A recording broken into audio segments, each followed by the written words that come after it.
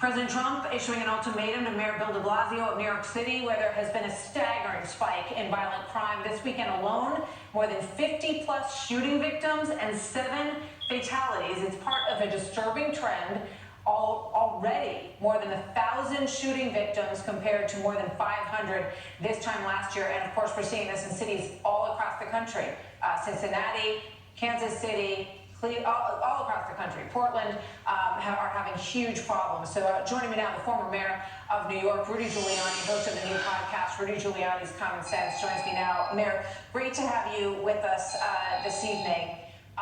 I actually want to start by playing a quote, a soundbite that we have from Mayor de Blasio responding to President Trump, and then hear your thoughts on it. The president blusters, and the president tries to draw attention to himself, and rarely has much to back it up. What would you say to Mayor de Blasio, Mayor? Mayor de Blasio is pathetic. There are times in which a public official can be so incompetent, and he is, that people actually die as a result of his being in office. And that's been the case with Mayor de Blasio, both during the pandemic and now with the irresponsible left-wing socialist actions that he's taken. He's driven by a ridiculously failed philosophy, which he somehow robs him of the ability to see reality. So how would you, in the middle of a crime wave, disband the most effective part of your police department, the anti-crime unit? How would you let 8,000 people out of prison during a period of time like that? Or not go crazy over the new bail law that he and Cuomo put into effect, so that all the rioters that were arrested were put back out on the street within a day? We've had people let out by him who within one day of getting out have raped somebody. He put 8,000 prisoners out on the street. He doesn't consider drug dealers violent criminals. So, you know, there's this great sympathy for the drug user who was treated harshly. But there's a difference between the drug user and the drug dealer. The drug dealer is by nature a violent criminal. They all own guns and they all shoot people. He puts both of them out on the street. If I had this city for 1 month, I could change it around in 1 single month. If I could be allowed to do what I had to do, and all of it would be legal. He is an idiot, he's an incompetent, and he's a communist.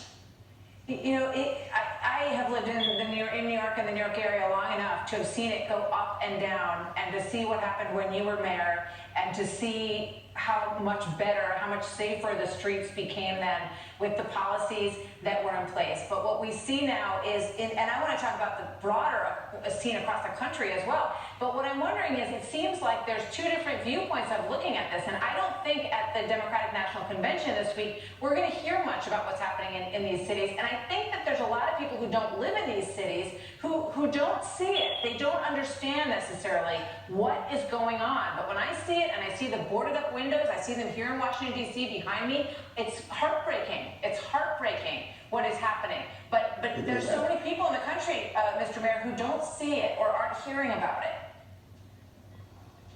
Well, you know, Martha, I don't know any better way to describe it than it breaks my heart. I mean, I spent 8 years as mayor and 4 years preparing to be mayor, 12 years of my life, with the sole focus being how to reduce crime, which I was told could not be done. Was told it by my best friends that I shouldn't be mayor because I ruined my career by failing like people had failed 30 years prior to me. And I was convinced I could do it. I had very good police commissioners, Bratton Safer and Bernie Kerik. I had great programs from James Q. Wilson, the broken windows theory, which he did away with 4 years ago. Terrible mistake. He really isn't intellectually strong enough to understand it. I mean, you have to understand the man is limited. He is not that smart. He is a silly left-winger, meaning he went on his honeymoon to Cuba and he supported the Sandinistas. Now, if you're that silly, you really shouldn't be running a government. And in my view, and I know this is a very broad one, Democrats don't know how to run cities. So they're too impractical. Every city you're talking about is a Democratic city.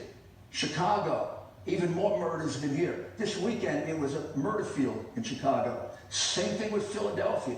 with a district attorney a district attorney put in there by George Soros, who doesn't prosecute property crimes.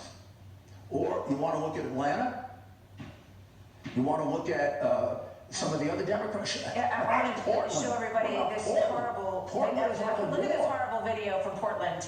It's just unbelievable. Watch what happened to this man. He gets pulled out of his truck. This is a He war. gets beaten, This is and a then war. he's on the ground, and everybody walks away. They tell him he's not allowed to move, Yeah. and then he gets roundhouse kicked by this guy in the head. I mean, it's unbelievable. Lives Matter. And I can't I would understand like why you to know. everybody in the country isn't talking about this. I can't understand it. Yeah, and I can't understand why major American corporations are giving money to Black Lives Matter, which is run by 3 communists who are avowed terrorists. The money that they get comes from a terrorist named Susan Rosenberg, who was convicted and sent to prison for 58 years for being involved in a conspiracy to kill cops. She's funneling the money to them. If you just spend 10 minutes, Martha, No, I know. and read You what look they online, I stand know. for. And it's They not, stand you know, for it's not. They stand for the end of our government. And it's clear. They don't If care you about watch Black these lives. founders, if you watch the founders you can pull up these videos very easy. They talk about their Marxist background. I was down in the street the other night, and there are people out there with Klansmen, a hung, effigy of a Klansman, and it says that cops are Klansmen. And then right on the corner here in DC are 25 peaceful police officers standing there, protecting their right to do that. So, I mean, these are the things that people have to consider as we look ahead in this coming election, just decide, where they stand on it. So, Mayor Giuliani, final thought, sir, if you could. My final thought is the president really should consider very carefully declaring Black Lives Matter a domestic terrorist organization. Just today, they had 4 or 5 beatings they took part in. They've been recorded saying that police officers should be murdered and killed. And one of their members just this weekend defended looting as people are entitled to do it because they have no bread. Of course, they were taking televisions, they were taking dresses, They said it was reparations. they were taking liquor, they were basically engaged in stealing. So this is an illegal organization, and their intent is to overthrow our government. The president should declare them a domestic terrorist organization, and then maybe we could stop Soros from giving them $150 million. Soros is intent on destroying our government for some sick reason of his that goes back to his sick background.